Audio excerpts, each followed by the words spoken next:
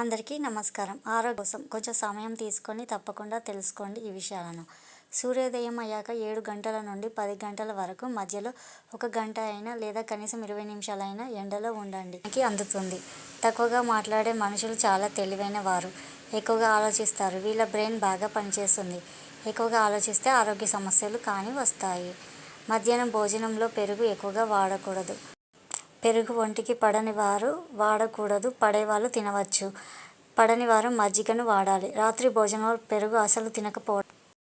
పండ్లు తోముకున్న తర్వాత ఏమీ తినకుండా 5 తులసి ఆకుల రసం తినడం వలన జ్వరాలు, అజీర్తి సమస్యలు రాకుండా ఉంటాయి. పండ్లు తిన్న వెంటనే మంచినీళ్ళు తాగవద్దు. అలా చేస్తే జలుబు చేస్తుంది. అలాగే ఉదయాన్నే పండ్లు తినడం ఆరోగ్యానికి చాలా మంచిది. వేడి అన్నం కానీ, వేడి కాఫీ, టీలు కానీ తాగిన వెంటనే చల్లటి నీళ్ళు అసలు తాగకూడదు. స్నానం చేసిన వెంటనే ఆహారం తీసుకోకూడదు. అలా చేస్తూ ఉంటే జీర్ణశక్తి చెడిపోతుంది. పొట్ట పెరిగితే రోగం మొదలైనట్టే. వీపు పెరిగితే రోగం ముదిరినట్టే. నీరు ఎక్కువగా తాగినా కూడా మూత్రపిండాలకు, మూత్రాశయమునకు భారం పెరుగుతుంది. ఎంత నీరు తాగాలో అంతే తాగాలి. ఎక్కువగా స్నానం చేసే వ్యక్తి తక్కువగా అనారోగ్యానికి గురి అవుతారు.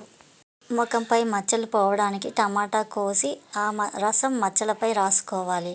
ముఖంపై కొబ్బరి నూనె రాసుకోవటం వలన ముఖంపై ఉండే పొక్కులు పోతాయి మరియు దోమలు కుట్టవు. ఉల్లిపాయలు నీళ్ళలో వేసి కోయటం వలన కళ్ళలో నుంచి నీరు రాదు.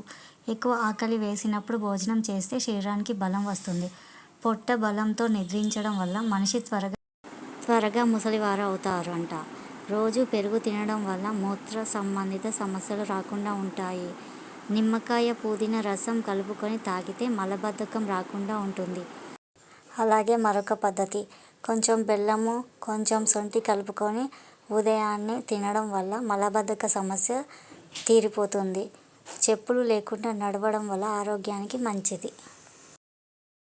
ఆరోగ్యంగా ఉండడానికి యాపిల్ తినాలి లేదా మీరు మీ ఒంటికి సరిపడే ఆహార విటమిన్ ఫుడ్ తీసుకోండి. బ్లడ్ ప్రెషర్ నియంత్రించడానికి రోజు అరటిపండు తినాలి. జామ పండు తినండి. రక్తంలో ఉన్న షుగర్ని కంట్రోల్ చేస్తుంది.